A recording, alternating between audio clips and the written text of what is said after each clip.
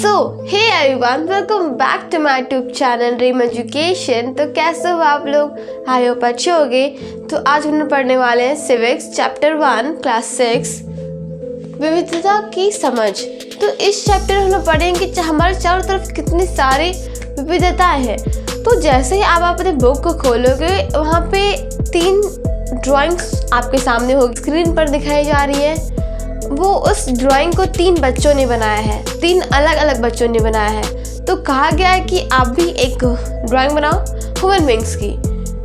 बना लिए? तो जो आपने ड्राइंग बनाया और जो 3 बच्चों ने ड्राइंग बनाया उसमें और जो आपने बनाया, कितनी भिन्नताएं होंगी। इनफैक्ट जो 3 बच्चों ने बनाया है उसमें आपस में कितनी भिन्नताएं हैं। क्या वे सब सेम है? नहीं है। अब बात अलग है कि आप कार्बन कॉपी लेके अब छापते रहो तो बात अलग है, ठीक है। तो भिन्नताएं क्यों है? क्योंकि हमारी चित्रकारी करने का तरीका अलग है, हमारे सोचने का तरीका अलग है। तरह हमारा चित्रकारी करने का तरीका अलग है, उस तरह ही हमारा रंग रूप अलग है, हमारा खान पान अलग है, हम लोग पहनावा अलग है, हमारा धर्म तक अलग है, ठीक है। तो एक कहानी और है, समीर 1 और समीर 2 की कहानी। आगे शुरू करते हैं एक कहानी की तरफ, जिसमें एक समीर 1 और समीर 2 की कहानी है। 2 लड़कों की कहानी है। एक छोटा लड़का है जो कि क्या स्ट्रीट पे सड़क पे न्यूज़पेपर बेचता है, और एक बड़ा लड़का जो कि अच्छे परिवार से है, अमीर परिवार से है। वो क्या करता है, साइकिल से आता है और वही रोड पे आता है। जब ग्रीन सिग्नल होता है वो वहाँ रुक जाता है। तो वहीं पे ग्रीन सिग्नल तक रुकने तक उन दोनों की क्या होती है, बातचीत होती है। और कैसे होती है बातचीत? पहले क्या, वो न्यूज़पेपर बेचता था लड़का, और हिंदी और इंग्लिश नाम को मिला के वो न्यूज़पेपर बेचा करता था। तो ठीक है, तो एक दिन क्या हुआ, लड़के ने, जो बड़े लड़के ने जो साइकिल में बैठा था, वो क्या किया, उसने बोला कि हिंदी में बोला कि मुझे पेपर दो, हिंदी वाला पेपर दो। तो उसने बहुत आश्चर्य से बोला हिंदी वाला पेपर। जो सिग्नल थी वो क्या हो गई, हरी हो गई वो, और आगे चले गया। और वो पीछे से पेपर बजते रहा, तो वो भी भीड़ के साथ आगे चला गया। फिर अगला दिन आया तो उसने आश्चर्य से बोला कि तुमने ऐसा क्यों कहा? तो उसने कहा कि आप देखने से क्या कर लगते हो, अंग्रेज लगते हो, तो आपको कैसे हिंदी आती है? तो उसने कहा कि मेरे स्कूल में एक हिंदी का भी सब्जेक्ट है, जिसमें मैंने पढ़ा है हिंदी, मुझे हिंदी लिखने भी आती है, बोलने भी आती है, समझ में भी आती है। तो उसने कहा कि सब्जेक्ट क्या है? इतने में क्या, फिर से सिग्नल हरी हो गई, वो आगे चला गया। तो अगले दिन ही पूछा कि सब्जेक्ट क्या है? तो सब्जेक्ट वो क्या बताता, और उसे क्या समझ भी आता कि उसने कहा कि है कुछ। तो फिर बाद में उसने बोला कि मेरा नाम समीर है। तो उसने भी कहा कि क्या, मेरा नाम भी समीर है। तो जो छोटा लड़का था उसने कहा कि मेरा ठीक है, तो आपका नाम समीर 1 और मेरा नाम समीर 2।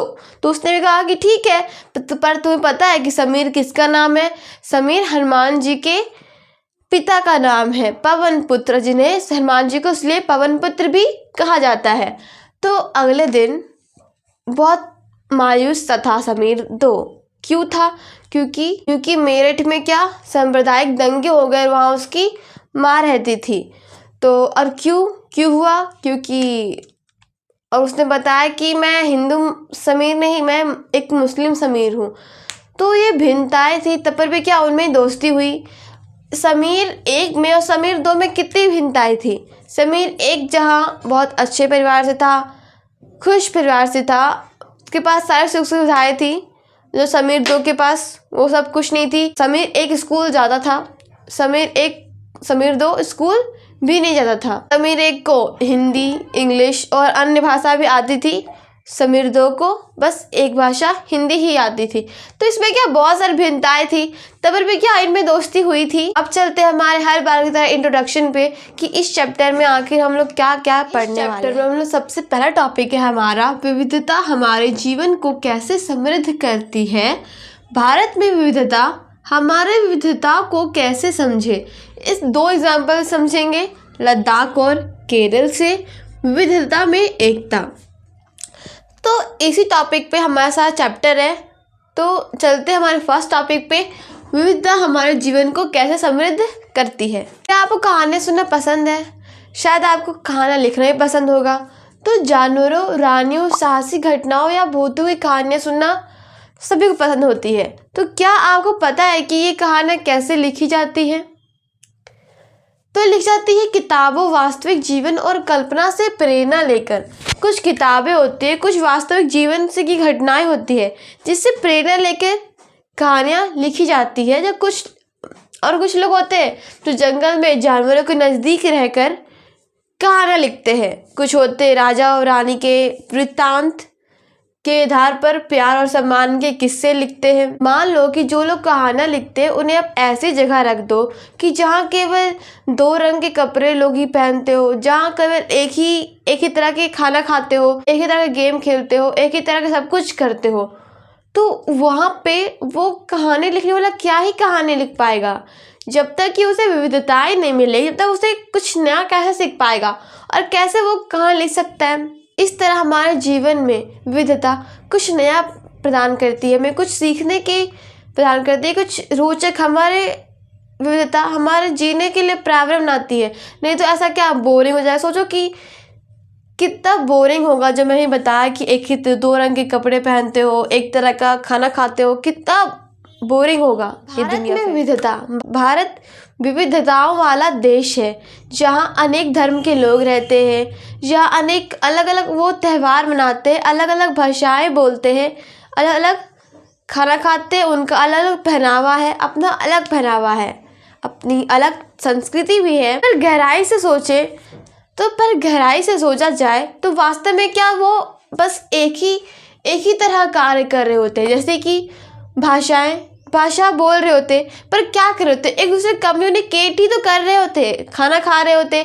हाँ, अलग कोई इडली सांभर खाए तो कोई पराठा खाए, पर खाना तो खाना ही खा रहा है, वो पेट जीने के लिए ही खा रहा है। पहनावा से बहुत सारे कोई साड़ी पहन रहा है तो कोई सूट पहन रहा है, तो क्या होता है? पहन तो वो कपड़ा ही रहा है ना, तो काम वो एक ही तरह का किया जा रहा होता है। 2-2.25 वर्ष पहले जब रेल, हवाई जहाज, बस और कार नहीं थे, तब कैसे लोग यात्राएं करते होंगे? ऐसा तो नहीं है कि लोग एक जगह ही बैठे रहते हैं। लोग उस समय क्या करते थे? यात्राएं करते थे।